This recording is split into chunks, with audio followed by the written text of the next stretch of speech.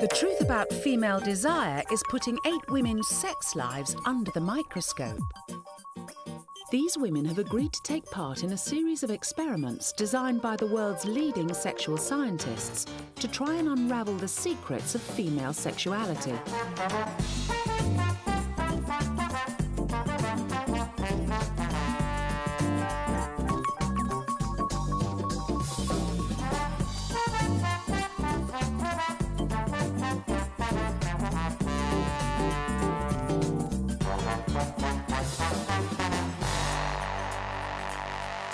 So far in the series, leading evolutionary psychologists have shown that women can tell how fertile a man is by watching him dance, having a good sniff, or holding his hand.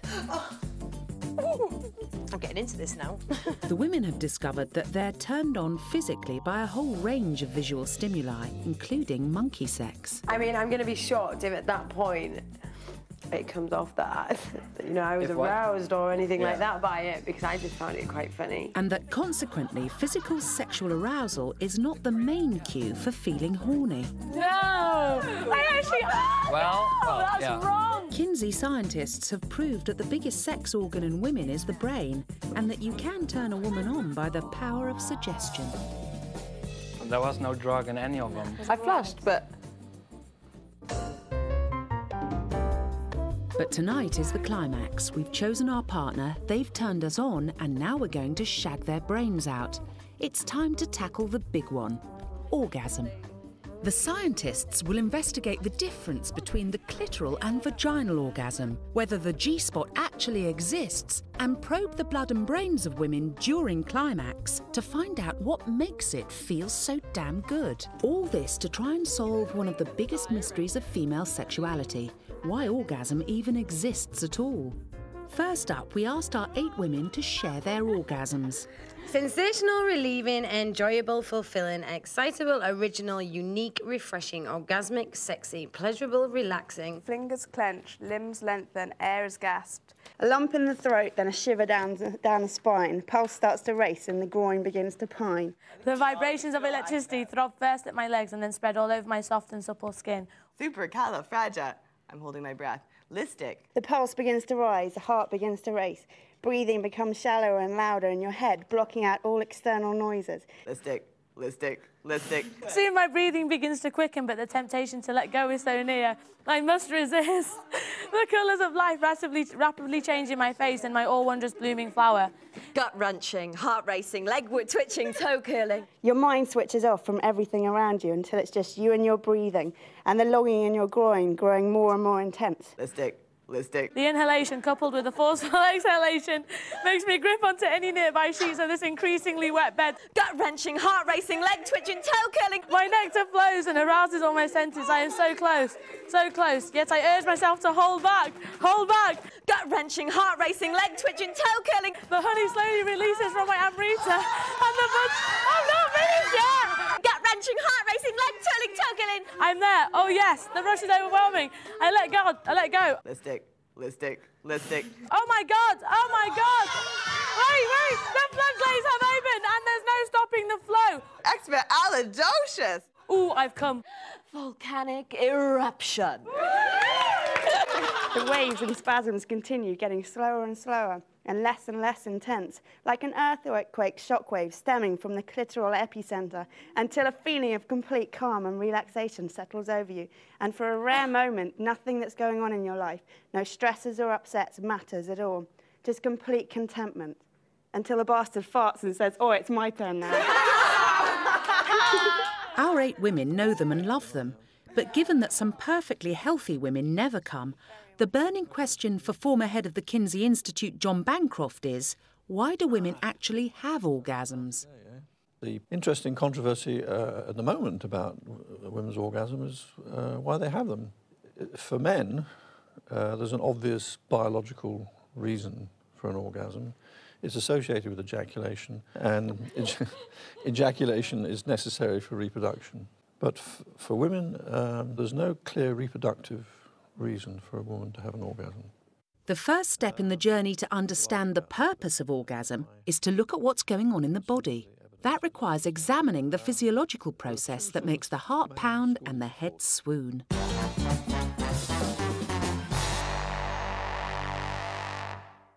Dr. Pierre Boulou has come to SexLab to test what hormones are active during orgasm and what effect they have on women. Hiya. To do this, he needs an orgasmic volunteer. Hi, can I introduce you to Helen, who's my nurse? It's quite clear that the process of orgasm itself involves, quite apart from the subjective sensation, a number of changes which occur in the body in terms of pulse, blood pressure, blood flow, and what we're hoping to discover from these studies is what are the other accompanying hormonal or stress hormone changes. Thanks to the recent advances in technology, this will be the very first time anyone has ever measured all the blood hormones during orgasm with such precision. We will be taking some blood samples at intervals when she's at rest, prior to any kind of sexual arousal. And in Andrea's case, the idea is that she's then going to arouse herself to the point of reaching a climax. And at the time of the climax, we're going to repeat a blood sample. I just have serious performance anxiety. And who can blame her?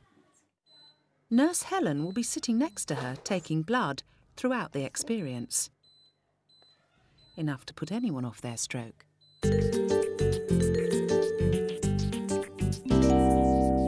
I didn't orgasm till late, until 22. And I thought I was queen orgasm, okay? And then you really have a clitoral orgasm and everything changes.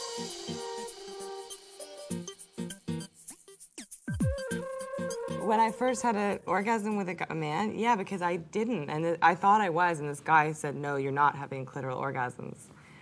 And there's a guy who's in university, this huge strapping guy, and he was down there forever. And it was actually probably one of the biggest orgasms. He must have been down there for like an hour. I was like, it's not gonna work. And it was like a treble 4. It was one of the biggest orgasms of my life. Like, it was just wave after wave after wave after wave. It changed my life. After that, I was just obsessed with orgasm. Dr. Pierre Boulou has come to SexLab to carry out a pioneering study, the first of its kind, to accurately measure all hormonal changes that occur during orgasm. In order to do this, Andrea has volunteered to have an orgasm in the laboratory whilst having her blood sampled. No easy task. None of it's okay, really. I don't know if it's going to work. We'll give it a go.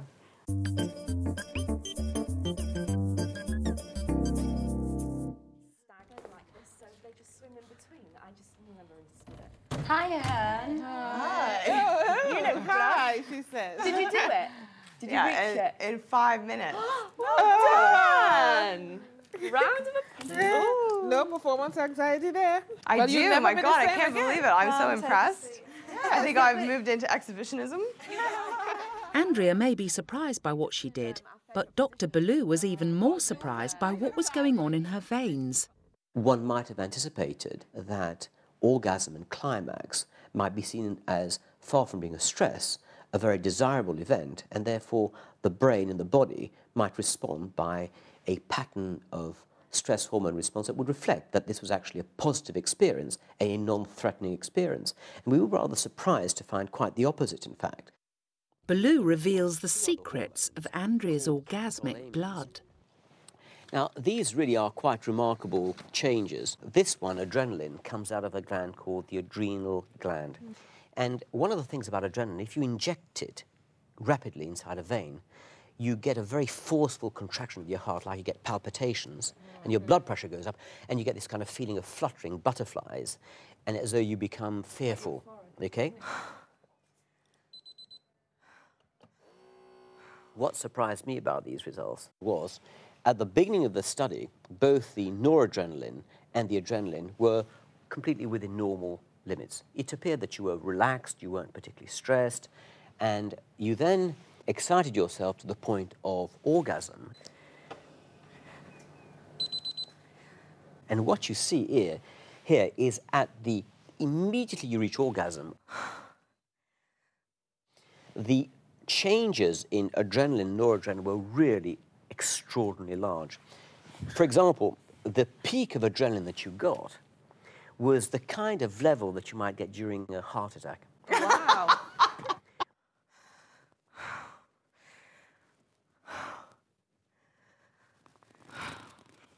Okay.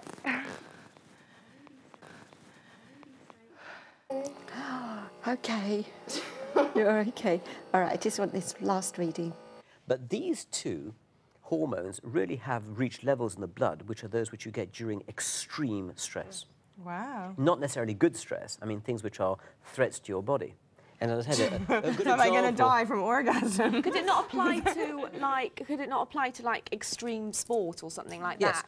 Jumping That's out of an aeroplane. That is exactly right. It's a kind of high that you get, you're talking about, a kind of hype and excitement. I have been studying changes in adrenaline, noradrenaline, in the human over a 20-year period under a vast number of different strains and stresses. But I have never seen a physical condition produce those kinds of changes which would have been said to be physiological as an orgasm.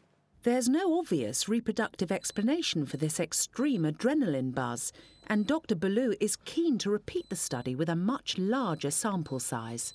The other hormones that we were looking at, one of them is a hormone that comes out of the back part of the pituitary called oxytocin. Now, when you are going to mother children and you're having a baby, one of the ways the body actually copes with the process of delivery is to release this substance from the back part of the pituitary called oxytocin, because it causes contraction of the womb, the muscle of the womb, suggests that perhaps during orgasm there are contractions of the womb that might occur. And you can see that could be quite important in terms of perhaps enabling sperm to travel. It's been suggested that these orgasmic contractions could aid fertilization, but since many women conceive without coming, it still doesn't mean that orgasm is necessary for reproduction.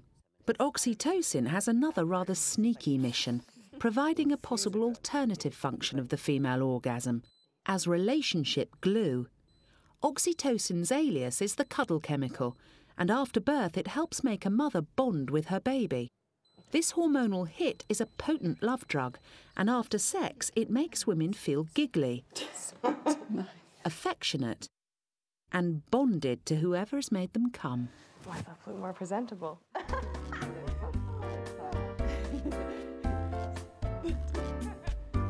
Well done, you know, you did something really quite remarkable. So remarkable, in fact, that Dr. Ballou is planning to publish the results in The Lancet, Britain's leading medical publication. Good. Excellent. The women found the results interesting, but after a week in the lab with little male contact, there was something even more fascinating about the doctor than his experiment. Did you see his crutch? Big lunchbox. Actually, I noticed it in there. Big lunchbox. I noticed that, can I tell you? What? I noticed exactly what you noticed. The first thing I noticed when I was sitting in the chair and he walks in, I was like, Why? Big crutch. Big crutch. I couldn't Big concentrate on lunchbox. that. Some people have orgasms that are so intense that it's close to having an epileptic seizure, and they have a temporary loss of consciousness or awareness anyway. And if that is one extreme, then the other extreme is that it can be just a localized, pleasurable tingling in one part of the body and not much else. And then, of course, you've got everything in between those two extremes. Writers, artists and poets have grappled with describing the big O, and the women have been asked to try and paint theirs. Orgasm itself is known to light up the creative right side of the brain. Will Andrea's little seizure in the lab fire her imagination? okay, this is my orgasm. Okay, so this is the actual orgasm right here in the middle. And everything radiates outwards. So this is the hot center of it. and everything comes out in colorful spirals. And then I wet this paper right here and damaged it with water to represent lubrication. Gushage. And actually, I just realized that kind of looks kind of vaginal too. It does. But so then it should really go that way. Yeah, coming out. Okay. Yeah. Oh, yeah, that looks better. Okay, this is better. Yeah, we can really visualize it now. These are the wings of desire right here, where you feel like you're flying out of your body. Oh, yeah. And these are the shooting things that go to your toes. And this one's for Tracy, your everyone arm. wants nothing with you. This one's for your spirit. They all represent something. That's orgasm. Yay! So you've got the shape of the body. Lovely. You've got the little clitoris, little lovebird. You've got the waves like spiraling outwards. Yeah, oh, great. And they're getting like, they start off really big and then they get thinner and thinner and thinner until you just get the waves going to the rest of the body.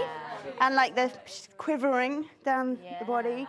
And then up here you've got the heart and you've got it pulsing. And like getting big. Why did they put it Oh my gosh, that's amazing. So this is the before. I'm all dressed up nicely. You're going out, had a good meal. You had your earrings on. Earrings on. You got my earrings on. Got my earrings on. You know, he started here, obviously. He has to start here for me, you know. Go, girl. And then we get to here, and it's all beware, danger, 1,000 watts of energy. So my hair's all messed up. It's all, you know, it's all go. You're hot. You see, my eyes can't see. And then I'm finished. I'm happy. I'm thinking of sun, sea, birds. And what are you saying? I'm saying, where are my earrings?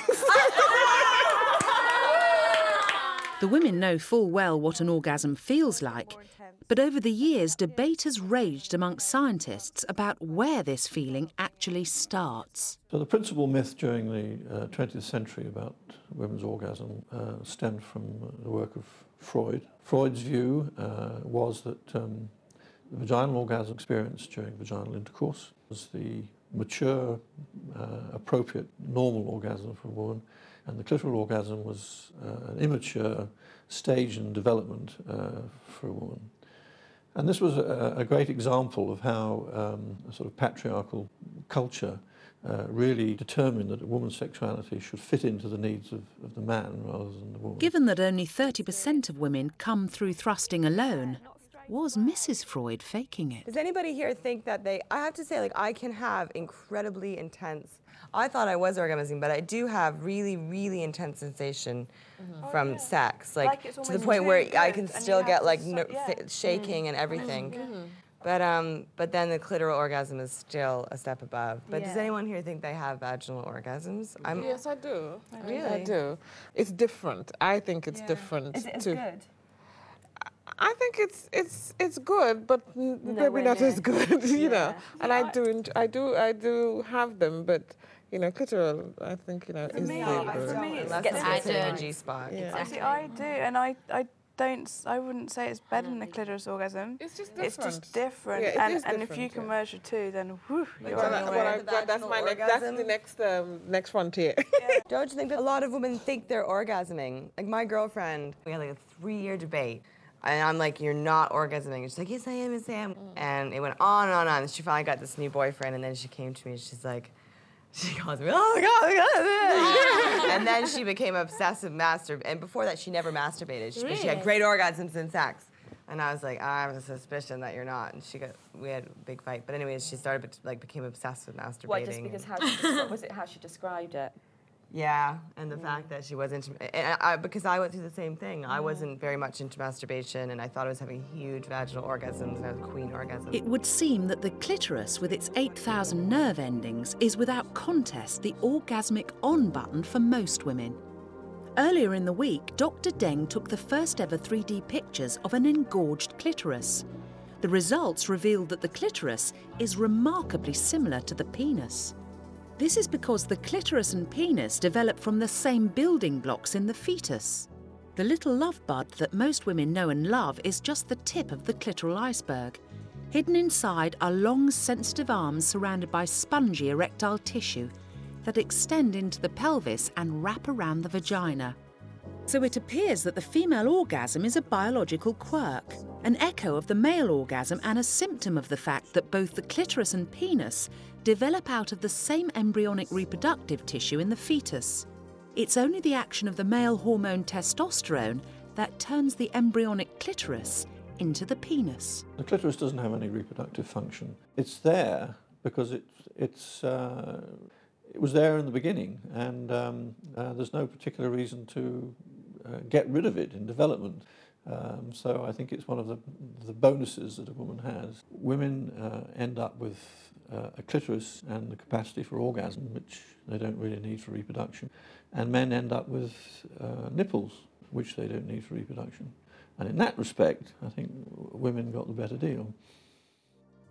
The similarity of the sexes in the womb also provides clues to the nature of the possible holy grail of the vaginal orgasm, the G-spot. Recent research has revealed that the G-spot may be a leftover in some lucky women from the tissue that develops into the prostate gland in men. For many women, the hunt for this biological anomaly has become a frustrating mission. I want to know where my G-spot is.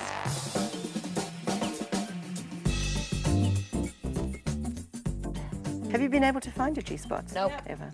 I've tried a few times. Yeah, it's kind of difficult. Sex therapist Dee McDonald gives Julie some handy hints. Really long fingers. I can't find it. I can just get it, but I can't manipulate it that much without getting really. Yeah. Is it forward or back? It's forward. It's Like against. that way. Yeah, like you just imagine you're hitting your I belly. always know how to direct someone else to get it. Yeah. Do you know what I mean? It is easier with somebody else because if you're putting your hand in and you pull your finger forward, you can generally find it like that. But it's difficult to put your own hand. Yeah, there is. Anyone needs a hand. As a lesbian, Kaz is perhaps the most qualified G-spot explorer. I don't know if it's the same for most women, but with a couple of women, it's like with a few women, it's been the same. It's kind of, it feels like, it's kind of like that. But so there's a sort of a middle bit, if you know what I mean. Little so it kind of ridges. goes like that. Yeah. So that's how I know that I've got it. But it's actually just it's the tissue around your urethra as well. So it's forward. So you need somebody else to do it. So ideally. If Julie finds her G-spot, she's going to be surprised to find an even more masculine experience in store: ejaculation. Have you found yours? Did you find yours? Yeah. Would you mind Did you? what it was that she was doing? No, I had like all this liquid came flying out. I was about to say, did you just splash it? Yeah. Did you So you And it was the most amazing feeling. We won't talk about It came flying out, and it was the most amazing feeling. It was like different than a regular orgasm. Were you with someone else? I was with someone else, and I was so freaked out that I never talked to them again. Were they And then, no, they said it was a G-spot thing, and I was like, what are you talking about? And I was really embarrassed that a guy knew more than I did, and then I read about it. Yeah, no, I've had that happen. Yeah. I want to find it by myself. And it feels really weird when it happens as It's well. It's kind kind of like... You can find it by yourself, but you can't have the actual orgasm by yourself, really, because it has to be manipulated and. Yeah. It's like you might almost feel like you're gonna pee, but it's not That's what like it is. that. That's but why then you get kind of like... For you me, can't get the embarrassed when you don't diff- know what it is, because I you're probably really just turned on. the difference is this. It's like for me, with the clitoral one, it kind of spreads out, but with a G-spot orgasm, it's like you're being pulled out like this way, like. That's a really nice way of describing it. Yeah. The idea of female ejaculation is an extremely controversial one. There are a lot of scientists who actually dispute the whole idea of it. And I think that there are lots of women who do ejaculate, but they do consider it to be a negative thing and something associated with urinating, and it's dirty. Before the week started, Dee sent some ejaculate for analysis to try and prove that it isn't orgasmic incontinence. The liquid doesn't come from the bladder, but from the female equivalent of the prostate gland. We did another bit of research here and sent off some fluid for testing in the lab. Urine, ejaculate, urine, 3 samples which were sent away unmarked. This was from the same person over a fairly short period of time. The results that came back were, there were 2 urine samples which were very similar, and the third one, which was actually the ejaculate, had PSA levels. So these are chemicals that are only produced in the prostate, okay? And that was about sort of 10 times the amount that was in the other 2 liquids. What is that? It's prostate-specific antigens is the real name for it. So what that leads us to believe is that it's being fed in from what is probably the female prostate. I think the most likely explanation for female ejaculation is that some women have a degree of glandular development around the urethra, similar to what men have, which produces fluid during sexual arousal, as happens in men.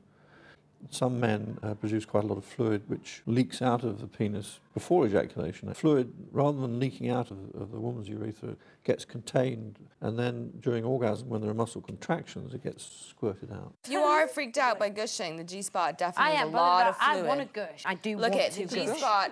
Tons of I want to know what fluid. it's like. I just want to find it, and then my boyfriend can do all the work. I just want to find it. We've got an hour off. I think we should all go into our trailers and try and find our G-spots. So it looks like the mystery of the female orgasm is largely down to male and female shared development.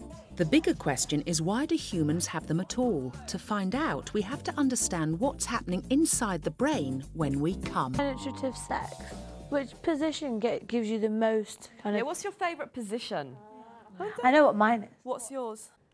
Do you want us to do a demonstration and you can show us where to sit? Yeah, Okay. I'll do that. Right, you lie on your back, and Jules, you lie on top of her. You have your legs apart.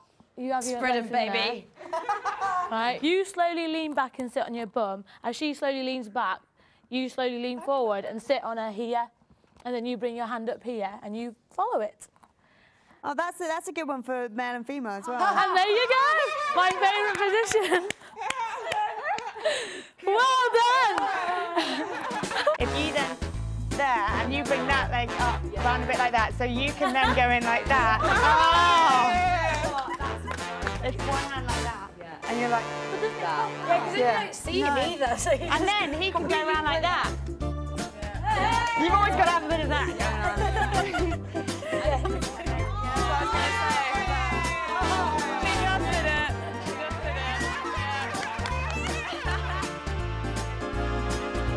All the way. And then you go like this. And it's on the side. Yeah.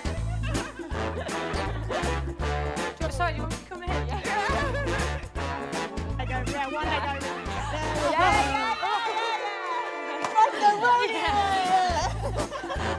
I feel like I'm 5 and it's dirty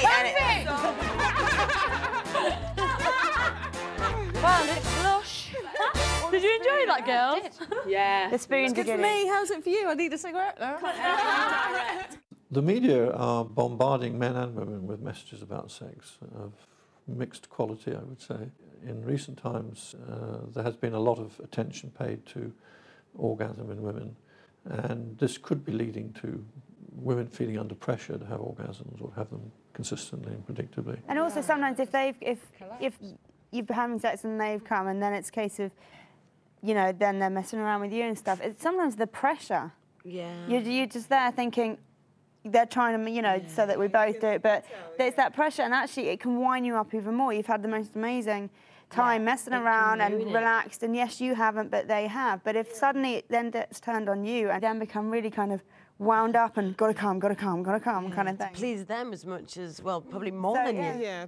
Well, I think they take it as a personal, you know, thing against them if they don't make you There's a lot come. of guys like that, and that's why women fake it. That is why, because you get so tired. Oh, who fakes it? That hands up who's faked it. But not with my current partner. Sometimes you can have great sex and have a really good time messing around and stuff, but you don't necessarily have to have the big O at the end of it. I just feel fulfilled whether I have an orgasm or I don't. Wouldn't you feel like you were going into mourning if you lost your orgasms? I was just thinking Well, I think about it. knowing what it feels like. The if thought you of never had having an one. orgasm again, I think I'd get really upset. I would miss them like a little friend. Seriously. I Not know. just that, I'd be gutted. What would be the purpose of life if you can't come? Just give up. I think sex, now that you know that you can't orgasm, sex is great. But to know that you'd never have one again, sex will really become a job then. And you would no longer enjoy sex. There's a percentage of women, maybe 10%, who never experience orgasm during their lives. We don't know why. And overall, there's considerable variation amongst women in how easy it is and how frequent it is that they experience orgasm. Oh, that's a massager. This is similar to the bottom. What is that? The most reliable way to get there is to go solo with something that has been custom made to tickle your fancy. That's why I really wanted one of these. A vibrating duck. What man can compete complete with something that buzzes, whirs and pulsates the parts no penis can reach. I think this would be good for it. This is G-spot, right? You're meant to rock it, and that's meant to give you the sensation of your G-spot and your clitoris. Oh, Julie, you should take this home with you. Dee McDonald has come to talk to the women about their buzzing buddies. Some people like using toys for masturbation and some don't, so... I can only come using toys. I can't orgasm without. No. Really? Yeah. I prefer like a good old hand. Oh yeah, I'd rather do it. Maybe. But yeah. But I've had fantastic orgasms using the rabbit. The rabbit, really. So I mean, I spent about a week in my house once I When you discovered first that. got it. I mean, You were like Charlotte. yeah, no, really. I actually had screaming orgasms that I've never screamed out before. I mean, it's fantastic. It's broken now. It's crazy. Well, actually, I mean, women used to go to the doctor for masturbation purposes, but it wasn't called masturbation. I mean, to have an orgasm, really, because The doctor would. the doctor would do the job. The doctor would do the job. Yeah, this was the end of the 1800s, I suppose, around there. I would have loved to have been a doctor. Well, they apparently, because women were suffering from hysteria, so they would go to the doctor, and how would they cure hysteria? But the doctor would, in a medical way, have to... Manual manipulation could take over an hour, and the first vibrators were invented, presumably to spare the doctors from repetitive strain injury. This one here is from 1909. Oh my God. It's just amazing. What on earth? Oh my God. Oh my God. You see? How does that work? Well... That spins around that way? What year? And if you have a look at the instructions, it's called a vibratory massager. Okay, and it's got all these different little heads on it. How cool. What do the instructions say it's for? They say it's for massage in various places. But I mean, you'll find now, even today, those there, they all advertise them as massages. They don't say, hey, this is a vibrator for having some kind of sexual pleasure. Check this out, the advertising thingy. The Arnold massage vibrator. It's a necessity in every home. It means health. And happiness. Orgasm is a paroxysm of pleasure. And scientists are keen to discover what happens in the brain that makes this flash in the pants feel so fabulous. Orgasm is a sort of cataclysmic event. In general, you've got some sort of discharge taking place in the brain. So sends messages down the spinal cord to affect sensations in other parts of the body. You really understand very little about the basic mechanisms underlying that. To find out more, we have to leave the sex lab and go to Holland, where scientists are utilising the very latest imaging technology to detect what happens in the brain during orgasm. Hannah has volunteered to be the first British woman to have her brain scanned for this pioneering study. I'm sure you get endorphins from masturbating anyway, and I find that I'm addicted to that from it, the fact, my well-being after it. Sure. As opposed to, you know, I'll have an orgasm or whatever, but the feeling of well-being after it is far greater than the orgasm. And also if I'm maybe feeling a little sad or a little anxious, I'll go and masturbate and I'm sorted, I'm fine. If I start off in the morning with sex and my brain is constantly focused on sex all day long, I'll get nothing done. For me, it's just like, right, when am I going to get it next? What time is it now? Right, I've waited and now it's time for it again. It's almost like an addiction to it. The feeling, the heightened senses, your blood racing through your body, and it's just like, where am I going to get my next kick? Yeah. The brain behind the brain scans is Professor Gert Holsteger, the world authority on brain activity during orgasm. We are all addicted to sex in such a thing that we are always interested in doing sex all the time. For normal people, that's all the time. You don't do it because for obvious reasons, but it is always there. So if you call this an addiction to sex, yeah, but then everybody is addicted to sex. Holsteger wants to know which areas of the brain are activated by orgasm and what are the consequences of this activity. The first stage of the experiment uses magnetic resonance imaging to obtain an accurate 3D image of Hannah's brain. This highly detailed anatomical model will allow Holsteger to map out which parts of the brain are affected by orgasm. The next stage of the experiment takes place in a PET scanner, which will reveal changes in activity in Hannah's brain during sexual arousal. The tricky thing with PET scans is that the subject must remain motionless, in particular their head. In order to come, Hannah is going to need more than a little help. Enter her fiancé, Johnny, who has the awesome task of manually stimulating Hannah's clitoris to orgasm. I don't think it's the most arousing or romantic scenario to perform, but, you know, yeah, prepared to give it a go. As you can see, here's a scanner, and you're here with your head, because then we will push it over here, and then you will be with the head here for 1.5 or 2 hours. And you have, this is very, very important. It's absolutely crucial that you keep your head still. Yes. Because if you don't keep your head still, we get fuzzy pictures and we cannot use them. Okay. Not used.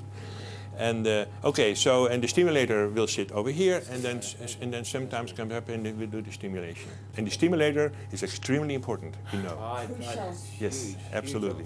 Bad stimulator, no results. Good stimulator, almost always good results. Oh, the pressure. Okay. Yeah. Okay. I am quite nervous. It takes a lot to get me nervous, but I am quite nervous. Just all the machinery, and I think quite a few people being in the room, and the pressure on my poor boyfriend John as well. I'm quite worried for him. It's quite an honour, I suppose, and a huge responsibility, really, at the end of the day.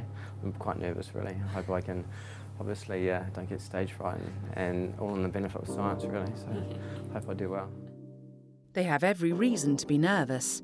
Hannah's blood needs to be infused with radioactive water, cooked up in the sealed lab next door. But to prevent her from glowing for weeks on end afterwards, it has to have a very short half-life. This puts the pressure on Johnny. There's only a 2-minute window in which to get the scan, and therefore to get Hannah to come. Hannah's head is strapped up to stop her thrashing about in the throes of ecstasy, and wheeled in with laser precision. The stimulator mentally limbers up for the task at hand. Success is in his fingertips.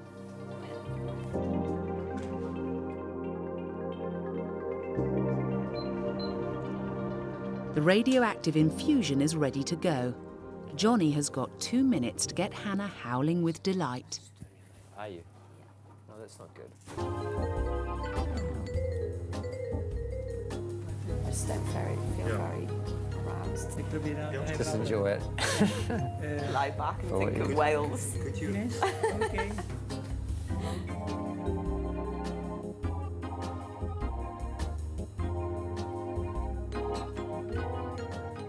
What finger are you using, by the way? No, index. Pointer.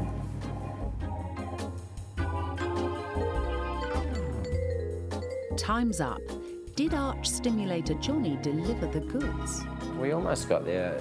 Yeah. One before, and then he told us to stop. And then he stopped, and I was kind like, of like, well, he didn't even say stop, did he? He told me to stop. But of course, I had my eyes closed, and I wasn't allowed to talk. I wasn't allowed to talk. I couldn't look or anything. So I was kind of like, huh, what's going on here? it's pretty mechanical kind of thing, you know. You just like, it's just on demand, really. So it's quite hard to kind of reproduce the goods, really, as I'd say. A completely unsexy environment as well. Yeah. But we enjoyed it. It was good fun, wasn't it? Despite the difficulty of climaxing in a lab, Holsteger has managed to successfully scan a handful of men and women. Most people always think that female orgasm is totally different from the male orgasm. But it's not true. I mean, according to our findings, it seems that the male and female orgasm, the time, the brain activation during orgasm is the same. We found it is really, the brain is almost exploding in certain areas during orgasm, as you can imagine. It's really very, very active. So what actually happens during orgasm is that this extreme activation of this region containing a lot of dopamine. We have the feeling that dopamine is an important chemical that plays an important role for our feelings of our good feeling, because the good feeling is the reward feeling. This all happens in the so-called reward centre of the brain, the ventral tegmental area, which is activated during orgasm, delivering a warm suffusion of pleasure. But Holsteger's most astonishing discovery is that the hit of dopamine you get when you come is the equivalent to a shot of heroin. On the left is a scan of a heroin hit, and on the right the moment of orgasm. there's little difference. This is the strongly activated center, which is also very activated during cocaine and especially heroin usage. So this is the region that everybody wants to have activated, because then you get this feeling of a reward. Drugs like heroin trick the brain into a massive release of the feel-good chemical dopamine, which also fires off to a lesser degree when we eat or drink. Acts that are essential for our survival. Sex, of course, plays an important role in the survival of the species. And if you do it, you get a reward.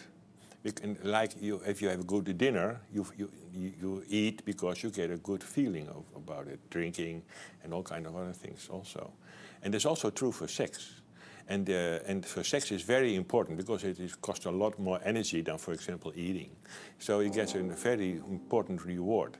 In the end, the female orgasm may help conception. It may make women bond with their partner. It may just be a product of our shared embryonic development. But it's without doubt the sugar coating to make us reproduce. It ensures that we seek out sex in the same way that we seek out other essential survival acts, like eating and drinking.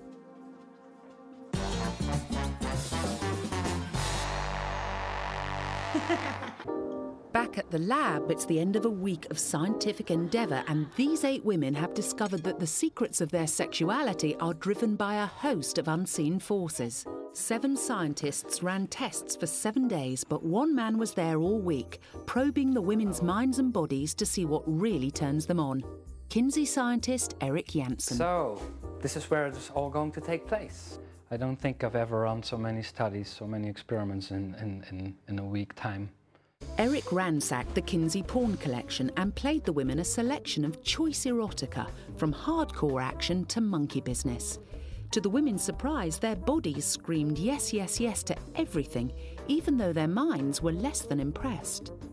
What I found absolutely fascinating was the experiment that showed that the female's brain isn't actually connected to the female genitalia. There's that, old saying that men think have got their brains in their pants. And actually, scientifically, it's true, because there is that connection, whereas women don't have that connection. Their brain's very independent from what's going on down there. Eric showed that to prepare the body for the potentially harmful act of penetration, women become physically aroused by a wide variety of visual stimuli, even if mentally it leaves them cold.